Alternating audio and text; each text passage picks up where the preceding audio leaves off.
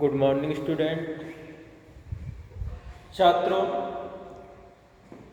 कल हम प्रकृतिवाद के जो मूल सिद्धांत हैं उन पर चर्चा कर रहे थे और प्रकृतिवाद के कुछ मूलभूत सिद्धांतों पर चर्चा हो गई थी। जैसे प्रकृतिवाद का सबसे पहला मूल सिद्धांत है कि ये ब्रह्मांड एक प्राकृतिक रचना है। फिर उसके बाद हमने चर्चा की थी कि ये भौतिक संसार ही सत्य है और इस भौतिक संसार के अतिरिक्त कोई दूसरा अन्य आध्यात्मिक संसार नहीं है। फिर इसका जो तीसरा मूलभूत सिद्धांत था वो हमने लिखाया था कि आत्मा पदार्थजन्य चेतन तत्व है। और फोर्थ था कि मनुष्य संसार की सर्वश्रेष्ठ रचना है। और पांचवा था मानव विकास एक प्राकृतिक क्रिया है। आज हम कुछ दो तीन बिंदु पर चर्चा और करेंगे। तो इसका छठा मूलभूत सिद्धांत है कि मनुष्य जीवन का उद्देश्य सुखपूर्वक जीना है। प्रकृतिवाद यह मानता है कि मनुष्य जीवन का जो उद्देश्य है वो क्या है? सुखपूर्वक जीना। अब सुखपूर्वक जीने के लिए मनुष्य को क्या करना है और किन परिस्थितियों में वो सुख का अनुभव करता है और सुख के अनुभव करने के पश्चात वह उस प्रक्रम में कितना अधिक विकास करता है। अगर वास्तविकता के साथ देखा जाए तो प्रकृतिवाद मनुष्य जीवन के किसी एक अंतिम उद्देश्य पर विश्वास नहीं करता है। प्रकृतिवाद मानता है कि प्रत्येक जीव में जीने की एक इच्छा होती है और वह अपने जीने की इच्छा के अनुरूप संघर्ष करता है और उसका यह संघर्ष अपने आप को परिस्थितियों के अनुकूल बनाता है। मनुष्य परिस्थितियों को तो अपने अनुकूल बनाता ही बनाता है, इसके साथ साथ परिस्थितियों के अनुकूल अपने आप को ढालता है तथा परिस्थितियों को अपने अनुकूल बनाता है। तो ये जो अंतःक्रिया होती है यही एक संघर्ष है और जो इस संघर्ष में जितना ज्यादा अनुकूलन कर लेता है, समायोजन कर लेता है, परिस्थितियों का निर्माण कर लेता है, उनके अनुरूप अपने आप को ढाल लेता है, वह उतना ही सुखी जीवन का अनुभव करता है। प्रकृतिवादियों के अनुसार अगर हम सुख को परिभाषित करें तो प्रकृतिवादियों का जो सुख है वो है आत्मरक्षा और इंद्रियों की संतुष्टि।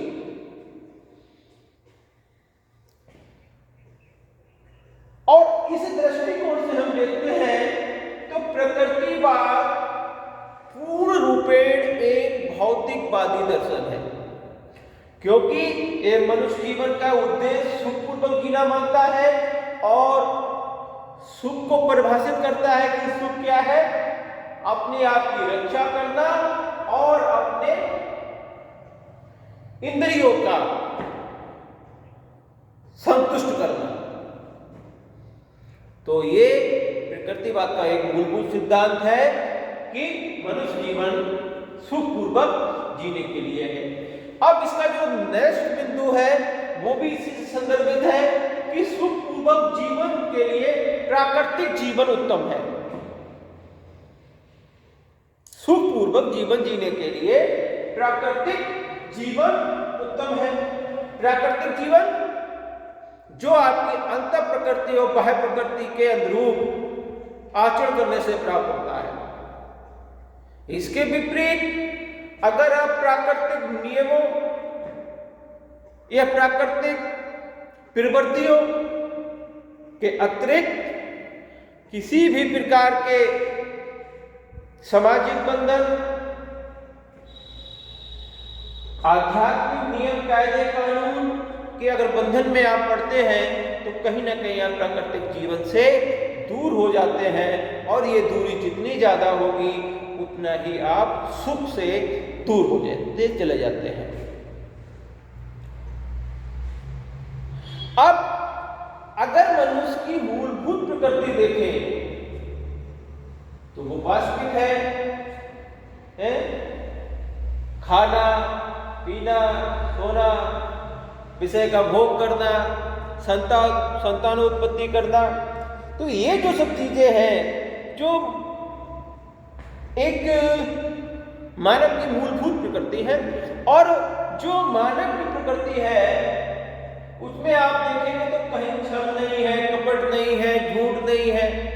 ये जो सब विसंगतियां आती हैं इनके कारण में कहीं ना कहीं समाज है, और कहीं ना कहीं सामाजिक लालसाएं हैं, और वही सामाजिक लालसाएं व्यक्ति के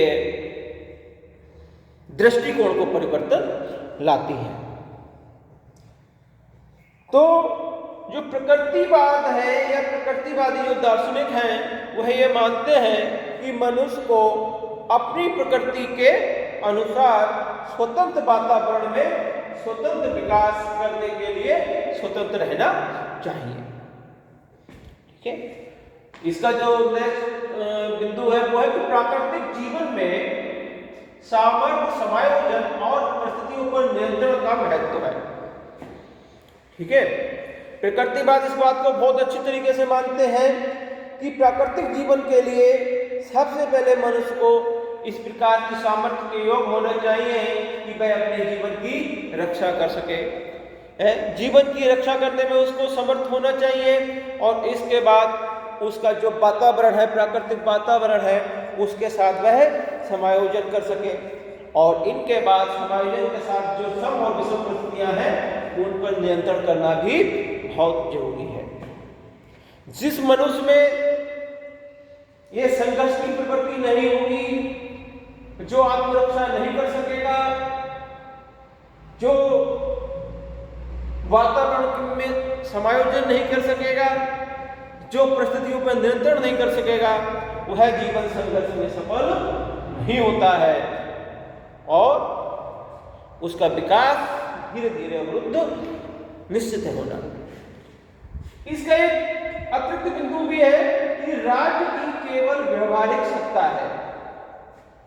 प्रकृतिवाद का एक मूलभूत सिद्धांत यह भी है कि राज्य की केवल एक प्राकृतिक जो व्यवहारिक सत्ता है, क्योंकि जो आदर्शवादी हैं वह राज्य को एक आध्यात्मिक सत्ता मानते हैं। राजा को एक आध्यात्मिक शक्तियों का संचालन करता कह ले, एक क्योंकि पर जो प्रकृतिवाद है वह राज्य को यानी स्टेट को केवल एक व्यवहारिक सत्ता मानता है, और वह इस बात को मानता है कि एक तंत्र शासन प्रणाली में यानी तानाशाही एक तंत्र शासन प्रणाली में व्यक्ति के हितों का हनन होता है, इसलिए वो राज्य में प्रजा के द्वारा प्रजा का शासन अर्थात कहीं ना कहीं लोकतांत्रिक मूल्यों का समर्थन करते हुए देखे जा सकते हैं। तो आज ये प्रकृतिवाद के जो मूलभूत सिद्धांत थे उन पे हमने चर्चा की, और हमने आपको 8 या 9 पॉइंट लिखाए हैं। इसके अतिरिक्त अन्य भी हो सकते हैं, और इनका जो विस्तार करना है वो आपको करना है अपनी भाषा में। ठीक है, पर मूलभूत सिद्धांत यही है जो कि आपकी परिभाषा में भी हमने लिखवा दिए हैं, अगर उसको विस्तृत कर देंगे। सबसे पहले कि प्रकृतिवाद का मूलभूत सिद्धांत यह है कि प्रकृतिवाद इस ब्रह्मांड को एक प्राकृतिक रचना मानता है। नंबर 2, प्रकृतिवाद भौतिक संसार को सत्य मानता है, इसके अतिरिक्त किसी भी आध्यात्मिक संसार को वह नहीं मानता है। ठीक है, प्रकृतिवाद जो इंद्रियों के द्वारा प्रत्यक्ष हो सके, उस संसार को ही मानते हैं, यानी भौतिक पूर्ण रूप में भौतिकवादी दर्शन है ये। आत्मा के संबंध में प्रकृतिवाद आत्मा को पदार्थ चेतन तत्व मानता है और शरीर के नष्ट हो जाने पे आत्मा को भी नष्ट मान लेता है। ठीक है, ईश्वर को प्रकृतिवाद नहीं मानता है और प्रकृतिवाद इस मान को मानता है कि इस ब्रह्मांड में, इस सृष्टि में मनुष्य एक सर्वश्रेष्ठ रचना है और मनुष्य का विकास एक प्राकृतिक प्रक्रिया है और मनुष्य का जो उद्देश्य है वो क्या है? सुखपूर्वक जीना। और सुखपूर्वक मनुष्य तभी जी सकता है जब वह प्राकृतिक नियमों के अनुसार या प्राकृतिक इच्छाओं के अनुसार आचरण करेगा। ठीक है, और सुखपूर्वक जीवन जीने के लिए प्राकृतिक जीवन ही है अच्छा है। जैसे प्रकृति का नियम है चरय व्यति, चलते रहो, तो मनुष्य को भी कहीं ना कहीं कर्म करते रहना चाहिए। ठीक है, प्रकृति में जो अगर हम प्रकृति को देखते हैं, जड़ प्रकृति को देखते हैं, तो भी वो नियम कायदे और कानूनों में बंधी हुई है, पर वो नियम कायदे कानून अपरिवर्तनीय है। वह विषय, देश, काल, समय से परिवर्तन नहीं होते, वो अपरिवर्तनीय है। और मनुष्य को प्राकृतिक जीवन में सामर्थ्यवान होना चाहिए, जो जिसमें शक्ति होगी, जो सामर्थ्यवान होगा, जो समायोजन कर सकेगा और जो परिस्थितियों पर नियंत्रण कर सकेगा, वही जीवन जीने का अधिकारी बनता है। ये प्रकृतिवाद के मूलभूत सिद्धांत है। राज्य को लेकर प्रकृतिवाद स्पष्ट करता है कि राज्य एक व्यवहारिक सत्ता है और राज्य का कर्तव्य है कि वह अपने नागरिकों के प्रति कर्तव्यनिष्ठ है और इसलिए वह एक तंत्र के समर्थक नहीं है। प्रकृतिवाद कहीं ना कहीं लोकतांत्रिक मूल्यों को मानता है। तो ये आज प्रकृतिवाद के जो मूलभूत सिद्धांत थे उन पे चर्चा हो गई। कल हम बात करेंगे प्रकृतिवाद और शिक्षा। धन्यवाद।